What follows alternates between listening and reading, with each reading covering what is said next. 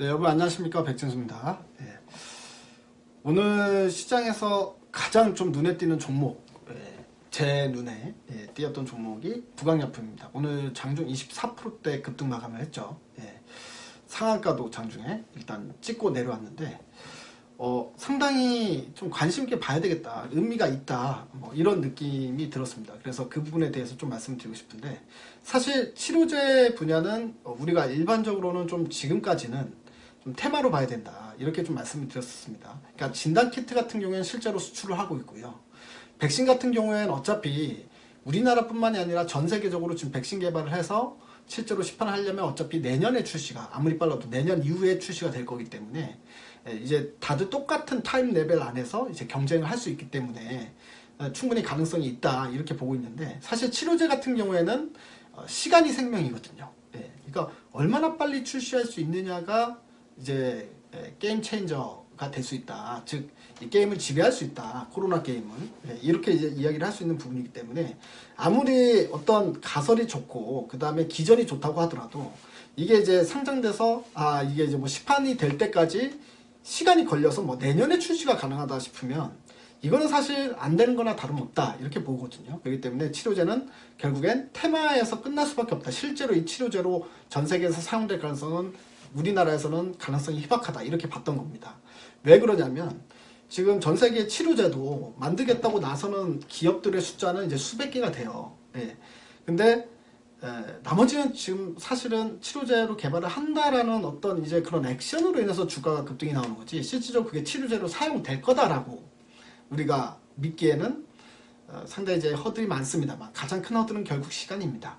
그래서 이전에도 여러분들 유튜브를 통해서도 말씀을 드렸었던 부분이, 그래서 빨리 출시할 수 있을 만한 약을 보는 거거든요.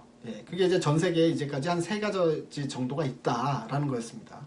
그러니까 길리어드에서 나왔던, 어저께도 이제 임상 결과에 대해서 1차 임상 결과 나온 거에 대해서 브리핑을 좀 해드렸는데, 그러니까 길리어드에서 나온 렘데시비르라는 약, 그리고 이제 에브비라는 회사에서 나오는 칼리트라라는 약, 그리고 뭐 트럼프 대통령의 게임 체인저다라고 얘기해서 극찬을 했던 그 독일에서 말라리아 치료제로 나왔었던 클로로킨.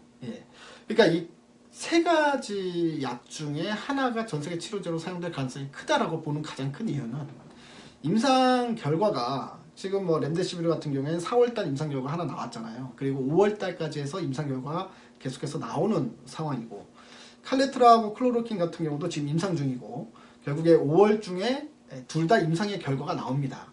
그러면 여러분들 아시다시피 유행병 같은 거잖아요, 코로나는.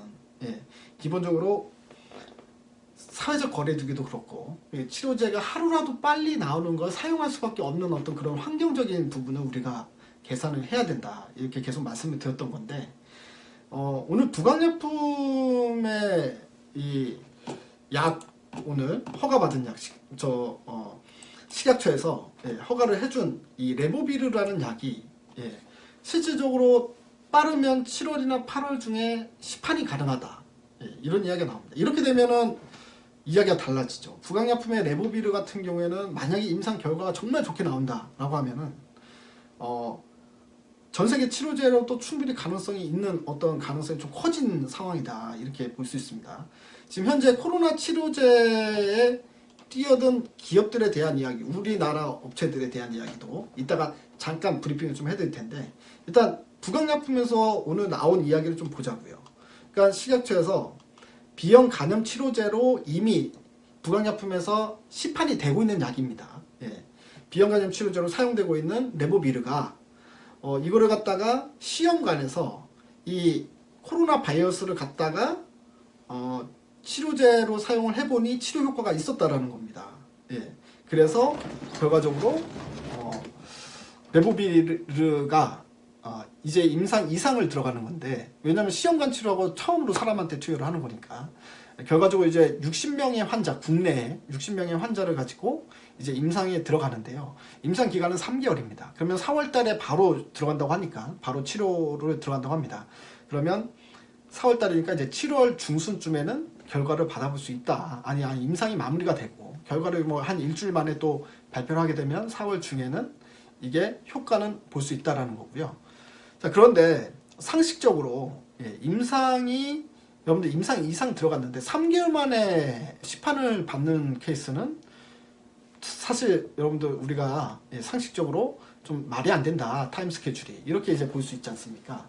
근데 이게 가능한 이유가 있습니다. 그러니까 클로로킨을 지금 이미 임상을 하고 있으면서도 일부 국가에서 미국이나 뭐 이렇게 프랑스나 일부 국가에서는 이 클로로킨은 지금 현재 어쩔 수 없이 치료제로 사용하고 있습니다. 임상도 하면서. 예. 이제 그런 어떤 긴급한 상황이기 때문에 긴급 승인 제도라는 게 지금 발동이 되고 있는 상황이니까 그만큼 빨리 될 수 있다는 거고요. 여기서 또 차이점이 뭐냐면 이제 신약을 개발한다라고 했을 경우에는 아무리 그래도 시간이 길 수밖에 없습니다. 왜냐하면 기존에 있는 약이 아니었기 때문에 가장 큰 건 뭐냐면 안정성을 봐야 되거든요. 그러니까 부작용이 있는지 또는 어떤 사람들한테는 이게 독성으로 작용할 수 있는지 그렇기 때문에 최대한 많은 사람의 데이터가 필요할 수밖에 없습니다. 모든 신약은. 예. 근데 지금 이미 출시가 돼서 다른 환자들한테 사용되고 있는 약이란 얘기잖아요. 이 부강약품의 레보비르는 비형 간염 치료제로 사용되고 있는 약이기 때문에 이미 부작용이나 또는 뭐 독성이나 한마디로 전체적으로 우리가 안정성하고 유효성을 보거든요. 근데 이 안정성에 대한 데이터는 필요가 없다는 겁니다. 볼 필요가 없다. 유효성만 도달하면 승인이 가능하다라고 볼 수 있는 거고요. 특히나 이제 예를 들어서 이번에 60명 환자 치료를 하는데 거의 뭐 60명 모두의 이 치료 효과가 나온 데이터가 나온다 치면은 그러면 지금 같은 상황에서는 바로 이상만 보고 3상 들어가기 전에 바로 시판 허가를 내줄 수 있습니다. 예. 이게 이제 희귀 치료제 같은 경우에는 지금도 현재 FDA 같은 경우도 희귀병 치료제 같은 경우는 임상 2상만 끝나고 3상 보지 않고 승인을 해주는 경우가 있거든요. 예. 그러니까 그런 것처럼 코로나 같은 경우도 촉각을 다투는 상황이기 때문에 결과적으로 3상까지 안 가고 2상의 결과가 너무 좋게 나온다면 이 60명의 환자 데이터만 가지고도 일단은 긴급 승인 제도 또는 희귀병 치료제이기 때문에 2상만 결과만 보고도 시판이 가능한 그런 상황이 될 수 있다는 겁니다. 그렇기 때문에 빠르면 올해 7월이나 8월부터 시판이 가능하다. 자, 이런 타임 스케줄이면 사실 우리가 렘데시비르나 칼리트라나 아까 제가 말했던 클로로킨 예, 이들과 타임 스케줄 자체가 큰 차이가 안 나기 때문에 좋은 효과만 있다면 레보비르도 국내에서만 시판이 돼서 끝날 게 아니라 이게 이제 각 국에 신속 승인 치료제로 지정을 해주면 되는 거거든요. 지정해서 본인들도 쓰겠다 이렇게 해서 전 세계에 판매할 수 있는 어떤 길이 열릴 가능성이 있다 이런 상황입니다. 그러면 이거는 단순히 우리가 테마라고 보기보다는 예, 실제로 가능성이 있는 치료제가 드디어 국내에서 나왔구나라고 볼 수 있습니다. 자, 이 외에 또 가능성이 있는 게 지금 셀트리온이 있고요. 녹십자가 있는데 셀트리온 같은 경우에는 여러분들 사실 셀트리온은 지금 치료제를 개발한다고 하더라도 타임 스케줄이 너무 늦어요. 그렇기 때문에 전 세계에 사용될 가능성은 좀 많이 낮다. 저는 그렇게 보고 있는 상황이니까 셀트리온은 진짜 그야말로 주가 급등을 하면 여러분들 차익 실현 한번 하시고 이런 관점에서 좀 봐야 된다고 생각하고 있습니다. 자, 녹십자 같은 경우에는 이제 혈장 치료제로 만들겠다는 건데 이 혈장 치료제를 3개월 내에 개발이 가능하다라고 하고 있으니 녹십자도 어느 정도는 가능성을 두고 볼 수 있는 약입니다. 예. 그러니까 지금 현재 국내에서 실질적으로 우리가 테마성 어떤 움직임이 아니라 실제 치료제로서 가능성이 있구나 렘데시비르처럼 예, 이런 가능성을 놓고 본다면 지금 현재 녹십자하고 부강약품 이 두 가지를 보면 좋겠다 싶은 생각이 드는데 더 가능성이 높아 보이는 건 부강약품 쪽이다 이렇게 좀 저는 개인적으로 보고 있습니다. 자, 그런데 중요한 건 지금 가능성이 높다고 하니까 그럼 당장 내일 사야 돼요? 라고 질문하신 분들이 분명히 있을 거예요. 자, 어떤 종목이든지 간에 일단 급등 파동이 나왔을 때 급등 파동에서 따라붙기에는 너무 부담스럽습니다. 예. 항상 급등이 나온다 하면 쉬어가는 흐름을 노려야 되거든요. 그러니까 녹십자 같은 경우도 이전에 뉴스가 나왔기 때문에 사실 주가가 급등했다가 이번 주 같은 경우에는 조정을 받고 있는 상황입니다. 그렇기 때문에 부강약품을 우리가 좀 관심 있게 봐야 되는 건 맞다. 그거는 뭐 제가 지금 말씀을 드리고 있는 부분인데 실질적으로 우리가 매매 타이밍적으로 봤을 때는 기본적으로 저는 25,000원 이하를 제시를 해드리겠습니다. 가격대를. 지금 이미 들고 계신 분들은 좀 더 홀딩 저는 가능하다고 보지만 실질적으로 지금 이 유튜브를 보고 나도 부강약품 관심 있어 봐야 되겠다 하신 분들은 기본적으로 25,000원 아래까지 내려올 때까지 좀 기다리자. 한 다음 주 후반쯤이면 예, 그 가격대를 다시 한번 볼 수 있는 가능성이 있을 것이다 라고 생각이 되어지니까 그렇게 보는데, 어쨌든 긍정적인 소식이니까요, 뭐 이런 부분들에 대해서 우리가 좀 알아야 됩니다. 예를 들어서 단순히 코로나 치료제 우리 개발할 거예요 라고 해서 급등하는 거는 여러분들 단타로 봐야 돼. 예, 사서 급등 나오면 팔아주는 단타로 봐야 되는 거고요.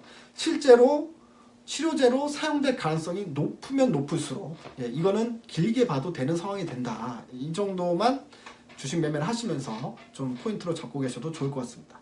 자, 구강약품은 어차피 임상 기간 중에는 우리가 그 데이터 값을 알 수 없지만 실질적으로 타임 스케줄상 실질적으로 효과가 좋다고만 하면 전 세계에 판매할 수 있는 너무 늦지 않은 시점에 예, 치료제가 나타날 가능성을 보여주는 첫 번째 케이스다. 이렇게 말씀드리도록 하겠습니다. 자, 그리고 여러분들 참고로 하나 말씀드리는데요. 여러분들 그 유튜브로 듣고 싶은 부분에 대해서 댓글로 남겨주시면 제가 예, 보고 그 주제로 예, 이렇게 유튜브를 또 방송도 해드릴 테니까 댓글로 뭐 듣고 싶으신 부분이 있으면 남겨주시기 바랍니다. 그 전에도 시황 이야기 좀 해달라 이런 요청이 있어가지고 어저께 시황 이야기를 좀 해드렸거든요. 그러니까 그런 부분들 뭐 참고하셔가지고 예, 남겨주시면 네, 보고 주제로 잡고 유튜브 방송 진행하도록 하겠습니다. 감사합니다. 내일 투표 잘 하시고요. 그리고 내일 푹 쉬시고 예, 그러면 목요일이죠. 네, 목요일날 또 여러분들 성투하시기 바랍니다. 감사합니다.